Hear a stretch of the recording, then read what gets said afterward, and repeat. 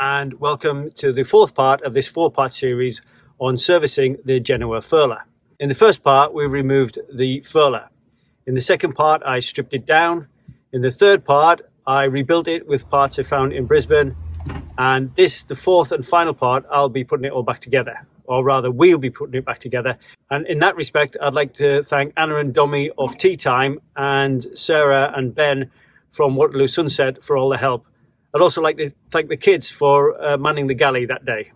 There is an accompanying PDF to go with the furler servicing videos, and you'll find a link to that in the description below. We've had the furler nicely serviced, Woody's fixed all that, and now we need to put the furler and the foil back on the forestay, and we need to try and work out how to do that. So we've sat probably a whole day, and we keep changing the way we're going to do it. So we planned this job in meticulous detail, or so we thought. But anyway, you'll see from this video how we got on. So we've slightly rearranged it now. Right, so we're going to put the foil on the dock. We can attach the halyard onto the foil and put it on the dock. To bring it around the shrouds. Oh, no, we can't, no, because it's at the other end. We're not doing that one where you go up the mast and put the block up. I wouldn't recommend doing this job the way we did it, but there was an unusual set of circumstances, one of which was that we didn't have enough insurance to go into any of the marinas in Australia, to name one. So we had to use one of the recreational hubs on the Brisbane River, which is an extremely busy river, so we wanted to plan it so I would spend the least amount of time up the mast. So yeah, the job of getting the forestay and foil back up. So we've come over to the recreation hub, where a lot of people, most of the time they're fishing here, but today we are here to do a big job. But we've managed to sort of share the space. They're at the front and we're at the back. So far we've got the foil on the dock and we've fixed the rivets at the top. And that's about it so far, actually. Riveting the cap on the end of the foil wasn't on the list, but as soon as we had it down anyway, we thought we'd replace them. The thing that's worrying us all is trying to hoist that foil up the forestay without the forestay attached to anything. So that just worries us a bit because it might move all over the place. But anyway. To say that we were nervous is a bit of an understatement, and I think the kids picked up on that as well. Dad said this was the most important part of our whole boat thing. I mean, I shouldn't be smiling. So the first thing to do was make sure the furler was actually working. So we cleared the portside bow locker to get to the junction box and wired it up.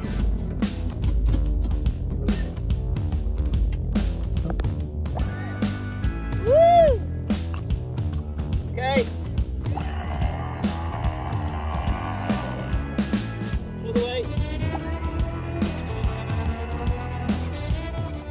So once we'd established that it was working, we could mount it on its metal bracket. However, we had to leave it lying on the deck for now while we greased the forestay. The forestay has to be greased to lubricate the foil which rotates around it, which I explained in the first video. So the Genoa Furler works by rotating a tube. Now, if you can imagine that is the forestay, and the motor and the gearbox at the bottom turns a tube around the forestay. And there is a aluminium foil which rivets on to that, and when the motor operates it turns the entire length of the foil, which furls and unfurls the Genoa which is attached to it. Usually you detach the entire forestay to do this job, but as I explained before, as we were on a busy river, I wanted to spend the least amount of time up the top of the mast as possible. So we decided to grease it in situ. So this meant hoisting me up the mast and then greasing the forestay as I was lowered down, which sounds straightforward enough, but as I said before, Brisbane River is a very busy river and there was a lot of weight coming off passing boats. At one point in the middle of it all, we even had a huge river cruiser try to reverse on the hub in front of us. A boat's about to hit us! So once things had settled down and the river seemed pretty clear, Orenka and Dari hoisted me to the top of the mast and I began to grease it on the way back down.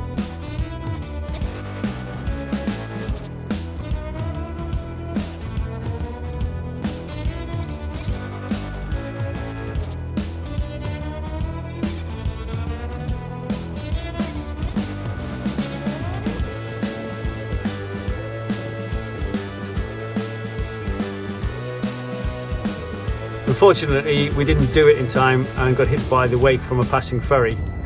We've got double weight coming.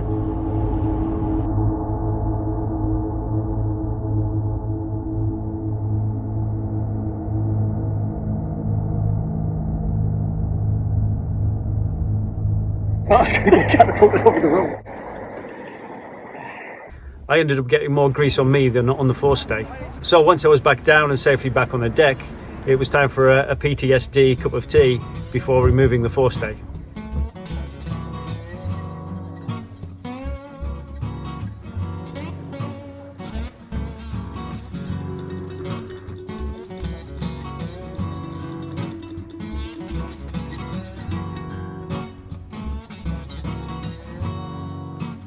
Then it was time to get the furler in position.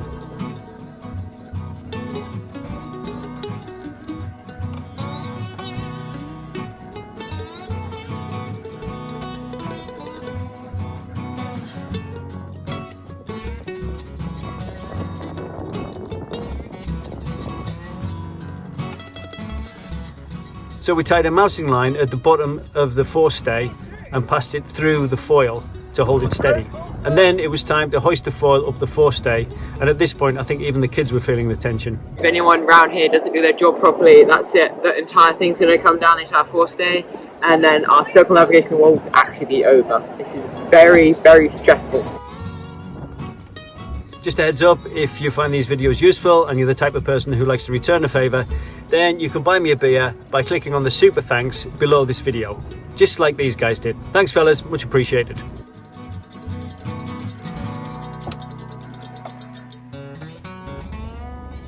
Next we tied the ballooner halyard to the top of the foil as a hoisting line.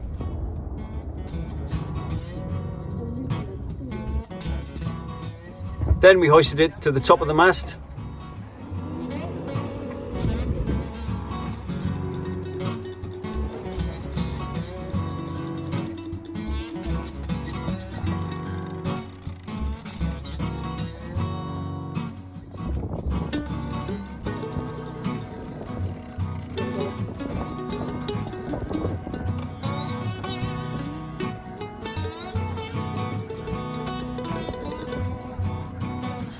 And then brought the base of the foil and the forestay onto the bow.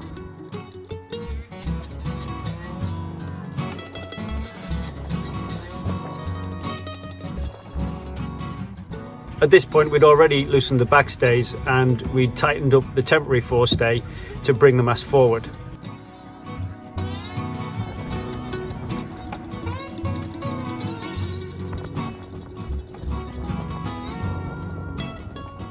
So we fed the mousing line from the bottom of the forestay through the furler and onto the bow, and this will help put some tension on it as we pulled it through.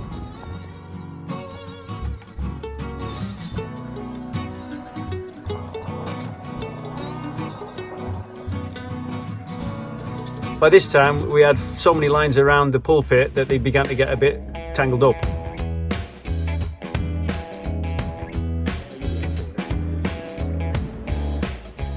Then we had to position the foil in the furling drum. Then we suddenly remembered the bushings that came off when we undid the whole thing.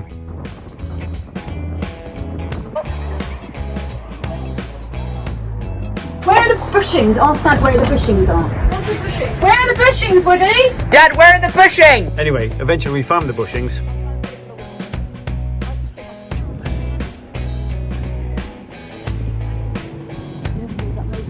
Unfortunately we lost the footage for this next bit, but this is how we did it. Despite tensioning the temporary forestay and easing off the backstay, we still couldn't quite get the forestay to reach the turnbuckle, and this was because of the sag in the forestay. So we tightened a loop around the forestay and winched up the temporary forestay via another rope and block, which I keep permanently attached to the top of the mast as a safety line or a working line. This took the sag out of the forestay, which gave us a few crucial inches at the bottom to attach it. Nobody move, it's perfect. We need the pliers. Yeah. Right, I'll get the pliers. You want that? Yeah. Can you grab those bits? We found it a lot easier initially attaching it by the pin rather than trying to get the turnbuckle in place, because we could get a much better grip at the bottom that way. Although with so many hands trying to do the same job, it was getting a bit fiddly. Why not? Too high up. Too high up. Right, we need to pull down. Anna, can you pull down? Yeah. Is that working with you? Can we? You might be stronger pulling down if I touch it with you. Okay. We need to swap. I am so happy.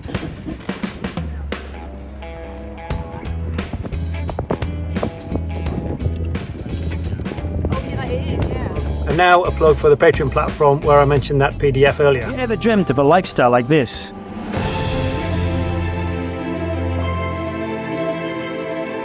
Well, here's some really exciting news for you. You can have access to comprehensive guidance crafted by us, the Renker and Woody, seasoned world cruisers, yachting instructors and parents. We've taught thousands of people how to sail, and as a cruising family, we've sailed tens of thousands of miles across the world's oceans. Now you can access that knowledge from our Patreon platform. So, if you want to shift your life from traditional school and work towards boat schooling, remote working, minimalist living, and a remarkable life experience, then find out how by visiting www.mothershipadrift.com or click on the links in the description below. See you out there. So do check out our Patreon platform. We're uploading loads of useful resources up there on a weekly basis for anyone who's trying to escape the rat race. I'm going to give everyone a hug. Come on, you've got a hug. Thank you. I love you. I was so worried about this job because it's not just the job. If it just went wrong, we would not be leaving Australia either. You know when you think, oh my god, there's like things that are completely impossible. You think this is one of those. But we were trying to get the whole thing off in the first place, and it was impossible. We thought it was impossible. We couldn't even undo it. So a final tightening up to the marks that we made before we initially removed everything. And that's it. Piece of cake. You had to do one thing before you did the other, and if you put one thing in the wrong place, then it was all wrong. And then we got one of the prongs jammed between one of the shrouds at the top. Feelings now? Boats. We'd have them. So it took us about 2 days in the end to finish everything off, to get the foil up and to get the furler on, and just to finishing off as well. So we had to go back to the recreational hub the next day and just cut off the line that was hoisting the foil up. And also I spotted the prong that basically stops the swivel sort of rotating around. When it got jammed, it got bent a little bit, so I'm just going to straighten that up. And that's it. I finished off, put the 8 rivets back in to hold the foil onto the furling drum. And now all we need to do is hoist the Genoa and we're good to go. It's been a very, very long job, this, far longer than I thought. But at least we know that it's absolutely done from the inside out and back to front now, and we can get on our way.